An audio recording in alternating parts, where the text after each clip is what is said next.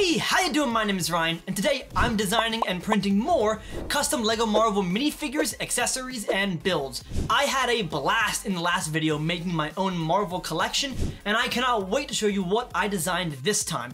But before I show you my new designs, I actually went back on some of my older ones, and using feedback from Ben, a professional artist, and you guys in the comment sections made some version 2.0s. So the first piece to receive an upgrade was Tony and Peter. A lot of you guys said that the figure's arms were way too long, so I moved them closer together and gave the piece much more contrast by limiting the amount of colors visible on the print. I think it looks so much better and closer to LEGO's drawing design aesthetic. The next piece to be upgraded was Captain Marvel's pager. Here, I removed a lot of the smaller shapes and increased the brightness by about 20% on the entire print. I think it turned out much better. It's much more invisible of a design and much cleaner overall. And finally, Avengers issue number 1. This design took an extra hour of painting out a lot of detail, including faces and the characters Wasp and Ant-Man, to make a much cleaner look here, and I think it paid off. While the original one looks like an image printed onto a LEGO piece, my version 2.0 looks like an actual LEGO design, and that's the key. So with my newly refined design skills, the first new piece I'm making is the Avengers Initiative briefing folder. For this graphic, I'm making a manila envelope, kind of for visual shorthand of folder, and then I'm typing out Avengers Initiative in a very bold impact font, and drawing out faux writing below the main text because it might be too small if I used actual font. Then I added the SHIELD logo with a simplified border, as I thought the tiny lines would be a bit too small to read on a LEGO 2x2 tile. And for my own final touch, I wanted to add a coffee stain onto the folder. There's not a coffee stain on the actual prop, but I think it'll look really nice. And yeah, I think this briefing envelope looks really solid, pretty clean overall, but a rather simple design. How about another one, the Sokovia Accords? This one is really all about shapes and spacing. I'm using a dark blue border, then the UN logo in the center, Sokovia Accords in another impact font above it, and then a bunch of faux text for that sort of official document look.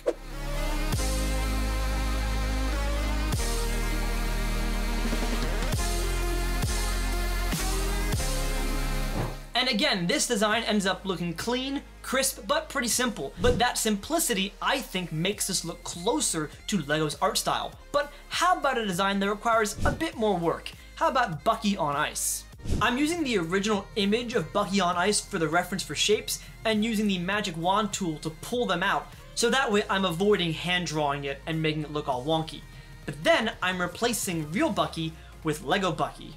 I also need to paint out his eyes and make them look closed, as well as pull out all of the color from his skin and hair and torso so I can draw them in later on.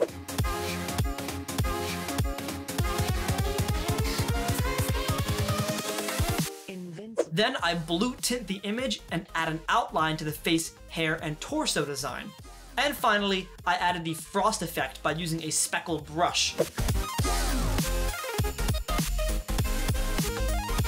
The final design I think looks rather nice, but I'll be curious how the frost looks when printed on LEGO. I hope I didn't add too much and it feels more like frost and less like the actual print is peeling off the LEGO piece. That's a concern of mine, but we'll see how it looks in the end. How about my next piece, a temp pad from Loki?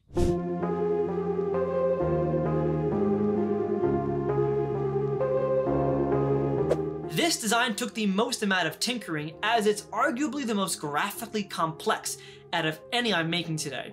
I started with a black screen with some orange elements around it, including the outline for the graph and the Loki silhouette, and then I added Loki on screen, which I originally used as an outline, but I never got it to look quite right, so I replaced the Loki with his helmet Loki, and then made it into a silhouette. I think it looks better, but definitely not perfect.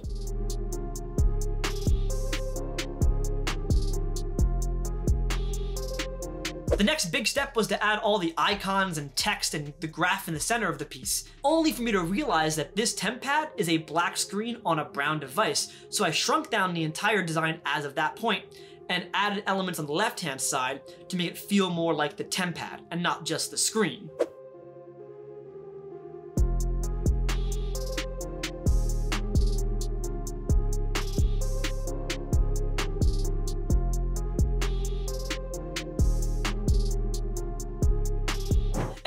quite a bit of tinkering, I think this temp pad looks pretty good. I'll be curious how this looks because, again, this is one of the smaller pieces at a 2x1 tile print.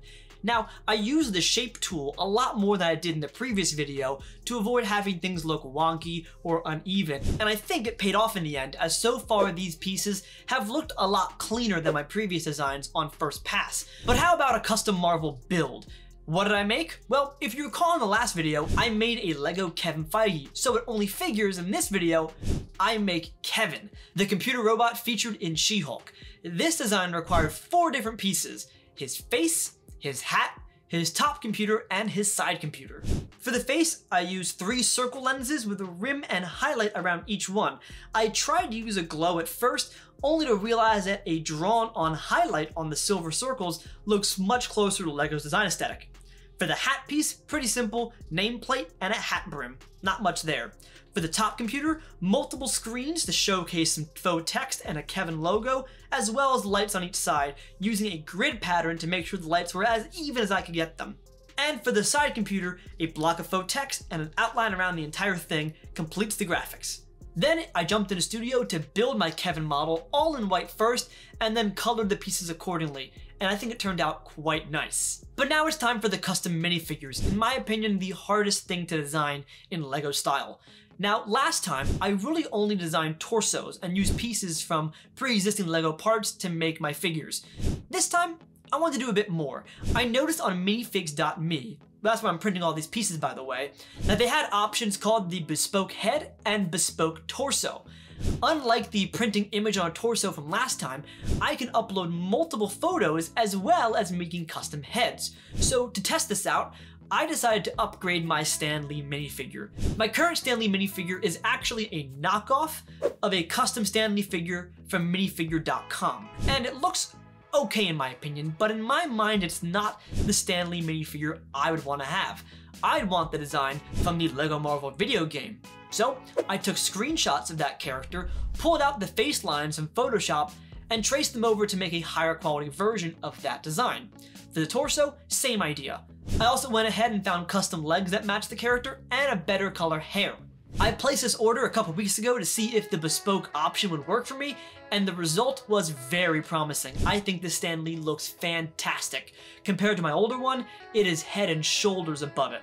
And in my mind, it's closer to what I want Lego Stan Lee to look like. So with high confidence in minifigs.me, I decided to make a brand new minifigure from scratch. And what did I make? Well, a lot of you guys had some incredible options in the comment section, but one really stuck out to me that I saw a couple of times, and that's the Green Goblin from The Amazing Spider-Man 2, played by Dane DeHaan. There are a couple of versions of this character floating around online as knockoffs, but I wanted to make my version of it. Starting with the face, I used young Boba Fett for the base, and then widened the smile, yellowed the teeth, and used Salazar from Pirates of the Caribbean for the references for spots and crackling on his face. I added a bunch of sand green splotches and liver spots to give the goblin disease look, as well as drawing out the tech piece by his right eye and ear.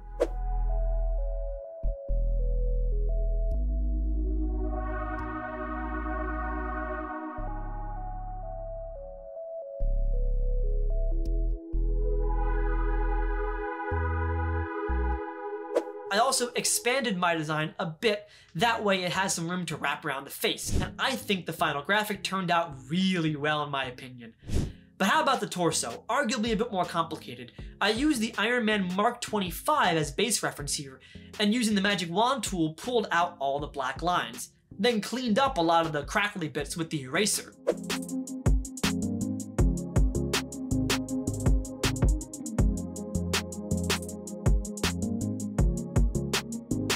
Then I painted on some of my own shape patterns using the original costume for references. And a lot of you recommended using the mirror tool to get more symmetry, so I copied and pasted half of the design and flipped it. As for painting, I used some subtle shading and tech bits, and I really tried to balance out the levels of black, gray, and green in my goblin design.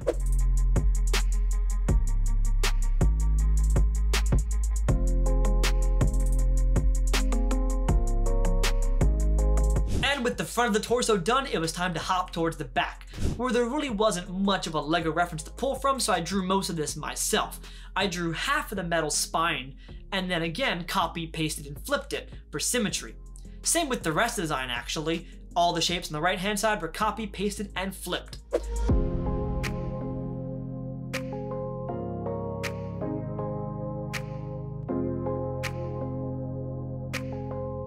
I then recolored half of it in green and sand green and half of it in gray, and this torso back looks phenomenal in my opinion. Now as for the hair, I'm going to use a dark tan slicked back hairpiece for my Green Goblin, and the legs, I'm going to pull one leg from Darth Maul and another from what I believe is an Ninjago figure that I think looks really nice and will match with my Goblin torso. But with all the design work done, it's time to order the pieces and wait for them to arrive in the mail.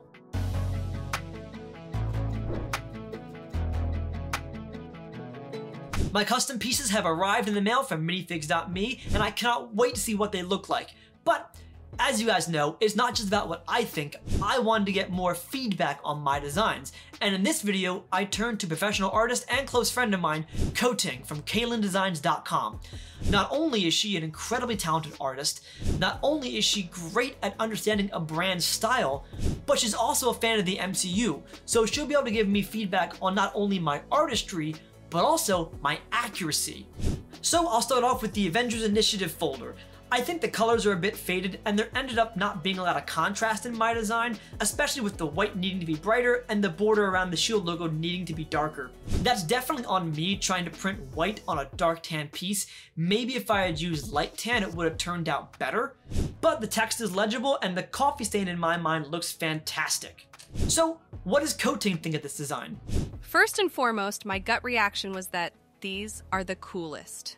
You're such a creative dude, and I love that you're bringing lesser highlighted Marvel pieces into the light. And I also want to preface that while my knowledge in Legos and Marvel is that of a casual fangirl, I have a great respect and admiration for the artistry that lives in the two. It's going to be hard to find constructive criticism for you, but I'll humbly try. In looking up the reference image, it seems in the movie it was a gray parchment-looking paper. You could try it in the gray. I definitely understand doing it in the manila yellow to speak to folder easier though. And the thickness of the solid circle around the eagle is distracting from the eagle icon itself. I would try making that solid circle more like a double outline circle instead, more similarly to the original. Great job on simplifying the lines in the outer starburst. The negative space at the top of the eagle wings are a little small. Perhaps the eagle icon gets a little leaner so that the white space could be a little bigger. And I bet preliminary report could fit under the Avengers Initiative. Appears to be the same font. And I don't recall the coffee ring in the movie, but it's a cute detail. Yeah, that's fair feedback. I should have thought about the implications of shrinking down the shield logo, as it would have made the lines bolder and the spaces in between those lines a lot smaller. But how about my next piece, the Sokovia Accords? It looks like I may not have centered my design in Photoshop, as the print is a bit skewed to the left, but everything does look quite nice. The borders are nice and clean, Sokovia Accords is rather visible, the UN logo looks pretty in the center of this. But again, I'm very curious what Kuoting thinks of this design. This is a pretty one-to-one interpretation of the document. Definitely matches the source prop. Perhaps to Legofy it further, you could try to stack Sokovia Accords. Since the font weight is so light, it's harder to read from afar.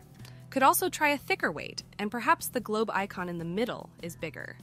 And the blue outline of the dock is a little thicker, and you could maybe get away with having half as much lorem ipsum lines above and below the globe icon. That's a really good point. I think I was focused so much on making a one-to-one replica of the Sokovia Accords that I didn't even give myself any room to play with proportions, such that the globe could have been bigger to look nicer, the Sokovia Accords text could have been stacked to look more legible, and there could have been a lot less faux text. It might not have been an exact match to the prop, but it would have looked better as a Lego print. That's a balance between accuracy and artistry that only a professional designer would have seen and understood, so I'm glad I got that feedback.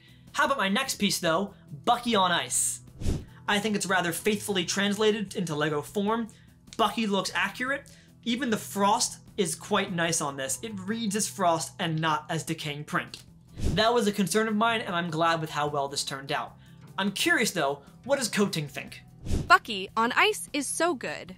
It read Bucky on ice immediately. The frost touch is so nice. One nitpicky suggestion would be to smooth out the black outlines of the window. I feel like a fancy machine like a cryotank would have smooth metal edges, and it currently has a more artistic charcoal texture. That's fair. The magic wand tool on Photoshop isn't the most accurate, especially with darker images, so I probably should have gone back and spent the extra time to clean up those edges on the cryotank. But how about the most complicated piece so far, the temp pad? I am rather happy with this. I think the tan border on the top and bottom of the piece could have been a lot bigger to make it more visible, and I think my orange, white, and red lines probably should have been bolder to make them more visible as well, especially my 616 numbering. That could have been a much bolder font. The silhouette, though, I think turned out okay, but what does Kuoting think of my design? This is pretty cool, just a couple nitpicky design edits. The Loki outline could use some tweaks. Maybe his horns are narrower, longer. Head could be slightly smaller and you could show more shoulder. It did take me just an extra sec to recognize that as Loki. Perhaps the outline matches his Lego counterpart better. Bring in the right edge outline so the padding is even. I'm not sure you need the beige triangles on the left corners. It's cute, but doesn't feel like it's part of the reference image. But the colors are perfect. I'm really glad she liked the colors on my temp pad, as I went to great lengths to make sure every color I used was an official Lego color. Small thing, but it makes a difference. As for the padding and silhouette, those definitely could use some work. And I wonder, if I had put this tile print on a 2x2 tan plate, maybe it would have looked better and would have given me more of an outline here. Small idea, but I'm not sure if it will look that much better. I think overall I needed to shrink down the black screen to make a larger border around the entire thing, remove the triangles as Kuoting recommended, change my silhouette to make it a bit more recognizable as Loki, and maybe remove some details from the temp pad to make room for larger elements that are more visible. On the whole, I think my prints are definitely better than last time, but how about the builds? How did Kevin turn out? Yeah, this makes me so incredibly happy. I love the way this turned out. From the build to the prints, it actually feels cohesive, like these designs were made for this build. That's fun to see and it makes me smile, but I really hope Kuoting likes it as well. He is pretty darn perfect. What great attention to detail while still remaining somewhat simple. It covers all the details needed to get the idea across. Just a couple tiny nitpicky suggestions and one bigger one. I don't know how it'd be done, but the hat portion needs the brim. That nod to Figgy's hat in the machine was so good in the show. Maybe even if it's just a flat little rectangle that sat above the red/blue/green lights. That would be enough to read hat. Just nitpicky design things. But just make sure things are really centered and that padding inside spaces are even. The red-yellow lights on the right look slightly horizontally off-centered. The red-yellow lights on the left, the bottom yellow light is too close to the black bar bottom edge. Blue horizontal line a little too close to left black edge should match padding between red-yellow lines and top black edge. And make the lines under Kevin totally justified. Also, is it supposed to be missing the last period? The reference images online seem to have it missing too. I know edits like these are annoying, but Kevin is a machine after all, so little things like this matter. That's a good point about the hat, and it makes me wonder, if I made that top piece a decal as opposed to a print, I could have put it on a piece that had that brim built into it to give it that hat look. And as for the borders and padding, yeah, I could be cleaner about that for sure, maybe doing some closer measurements to make sure that all my elements are centered or at least have even padding within their borders and outlines. And as for the Kevin thing, I probably should have been consistent on that, so that's definitely my mistake. But here's hoping my minifigure of Green Goblin knocks it out of the park.